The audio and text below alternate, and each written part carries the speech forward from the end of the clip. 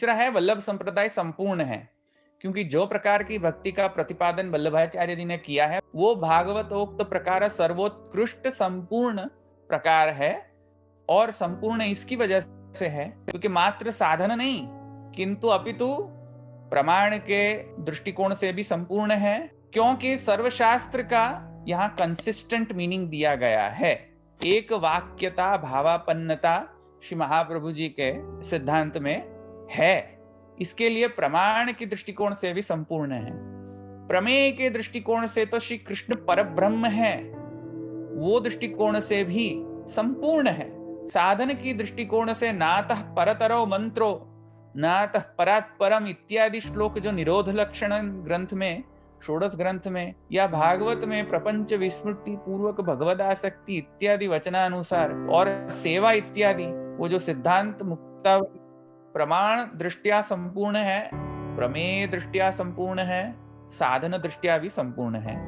साधन में शरणागति है, समर्पण है और सेवा है।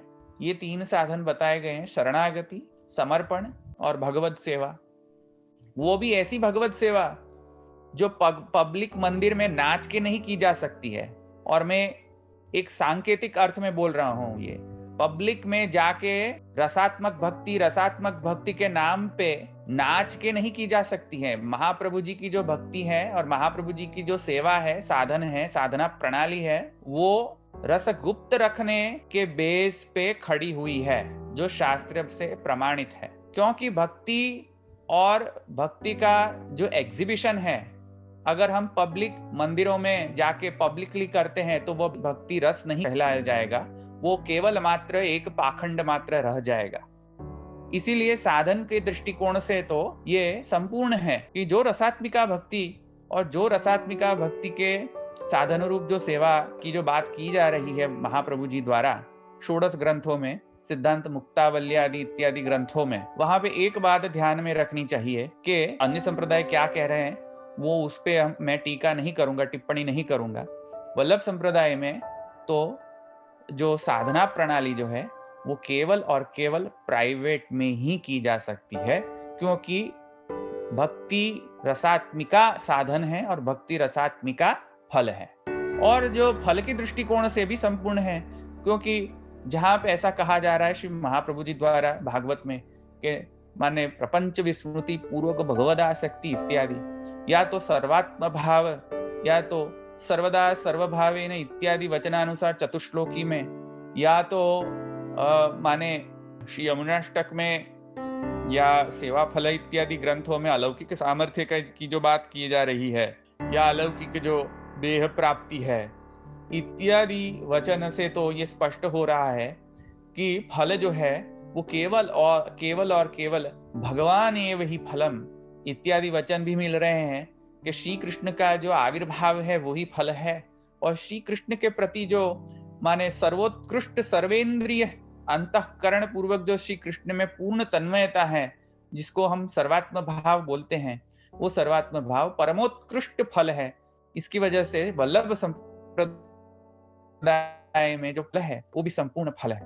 और वल्लभ संप्रदाय जो है वो सर्वोत्तम भी है, क्योंकि ये बात जो है जो अभी मैंने समझाई, प्रमाण प्रमेय साधन फल की जो सर्वोत्कृष्टता और संपूर्णता वो भागवतोक्त है, वेदोक्त है, उपनिषदोक्त है और गीतोक्त है और तंत्रोक्त है। तो ये सब जो प्रमाण हैं अगर आपको समझने हैं, ये व्यक्ति को अगर नहीं समझ आ रहे हैं, पढ़े बिना अगर यहाँ यूट्यूब में आके वो ऐसा स्टेटमेंट दे रहे हैं तो महामूर्ख का प्रदर्शन है। मूर्ख है ये व्यक्ति, वो व्यक्ति पढ़ नहीं रहा है। जिसने भी ये लेख लिखा है वो भी मूर्ख है बाय द वे, क्योंकि अध्ययन के बिना ये स्टेटमेंट दिया गया है सर्वथा असत्य है कि वल्लभ संप्रदाय घास के समान है, साधना प्रणाली स्पष्ट नहीं है। अगर साधना प्रणाली स्पष्ट नहीं है तो जाके षोडश ग्रंथ पढ़िए, उसके बाद लेख लिखिए। ऐसे ही मुंह उठा के लेख लिखने का कोई तात्पर्य नहीं है। तो अब कैसे वो आगे देखिए, हम वल्लभ वेदांत में जाएंगे कि वल्लभ वेदांत क्या है, फिर वल्लभ संप्रदाय में जो है वो भक्ति का स्वरूप क्या है उसको भी हम स्पष्ट करेंगे, और फिर अन्य आचार्य द्वारा भी श्री वल्लभाचार्य जी की स्तुति जो मिल रही है उनको स्पष्ट हो रहा है। अन्य आचार्य जो है उनको सर्वस्पष्ट है कि वल्लभ संप्रदाय क्या है, उनको सर्वस्पष्ट है कि वल्लभ संप्रदाय में साधना प्रणाली क्या है, फल प्रणाली क्या है, प्रमेय क्या है, प्रमाण क्या है। केवल इन महाशय को स्पष्ट नहीं हो रहा है, या जो लेखकार हैं उनको स्पष्ट नहीं हो रहा है, तो उनकी बुद्धि ऐसी होगी, तामस बुद्धि होगी, सात्विक बुद्धि नहीं होगी। मुझे लगता है अगर तामस बुद्धि ना हो तो जाके ग्रंथ पढ़ें, अपने बुद्धि को संस्कृत करें, सात्विक बनाएं, और फिर आके यूट्यूब बनाएं, यूट्यूब वीडियो में आवे और फिर कमेंट करें कोई संप्रदाय, अन्य संप्रदाय के बारे में। वेदांत जो है, हम वेदांत पे जाएंगे अब। तो वेदांत जो है के कई प्रकार हैं आचार्य के द्वारा प्रतिपादित। प्रथम जो वेदांत है वो शांकर वेदांत है। शांकर वेदांत को केवल अद्वैत भी कहा जाता है। अद्वैत सिद्धांत है और उसमें आत्यंतिक अद्वैत है, वो हम जाके आगे समझेंगे कि कैसे हैं। फिर है माध्व सिद्धांत, जो यूट्यूब वीडियो में जो महाशय ने कहा है मध्वा, वो मध्वा नहीं है। पहले तो बोलना सीखें, मध्वा संप्रदाय नहीं है, माध्व संप्रदाय बोलते हैं, क्योंकि जो आचार्य का नाम है वो श्री मध्वाचार्य है, और मध्वाचार्य जी का जो संप्रदाय है वो माध्व कहा जाता है, मध्वा नहीं कहा जा सकता। वो संस्कृत में भी ये शब्द गलत हो जाएगा, तो ये महाशय को जाके संस्कृत भी पढ़ना चाहिए कि नाम का उच्चारण कैसे कर सकते हैं, अन्य संप्रदाय के साथ रिस्पेक्टेबल रहें और अन्य संप्रदाय का नाम भी ठीक तरीके से लेना सीखें। ये यूट्यूब में आके ये ऐसे आने से पहले ये सब होमवर्क करके आए, बेसिक फंडामेंटल क्लियर करके आए।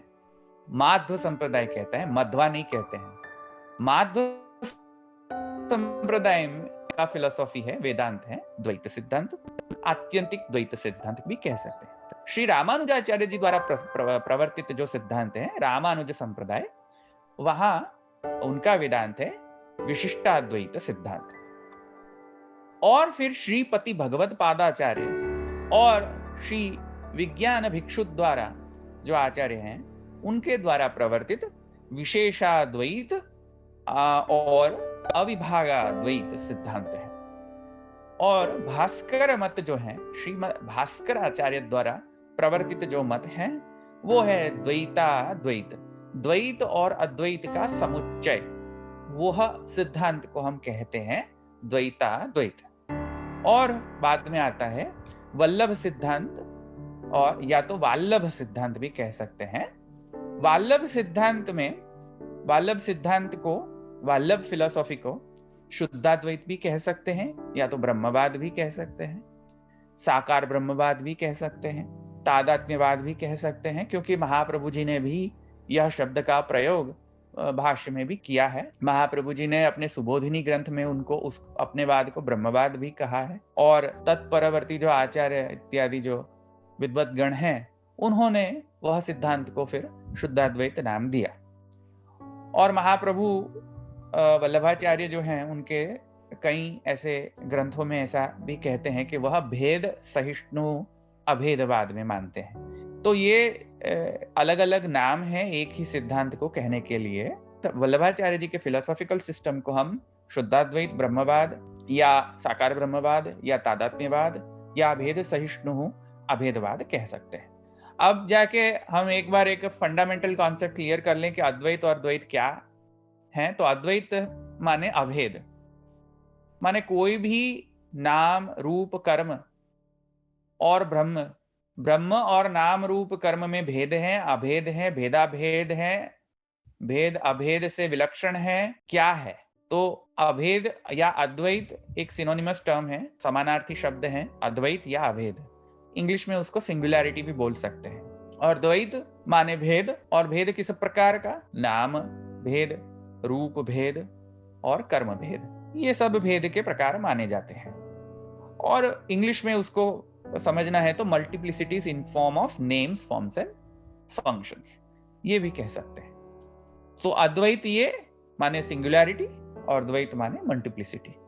चलिए आए अब हर एक वेदांत में जाके हम समझे, एक विहंगावलोकन कर लें। शांकर वेदांत, शांकर वेदांत में अद्वैत और द्वैत, जैसे मैंने यहाँ पे दिखाया है, शांकर वेदांत ऐसा मानता है कि ऐसा अद्वैत है जिसमें द्वैत की कोई भी पॉसिबिलिटी नहीं रहती है।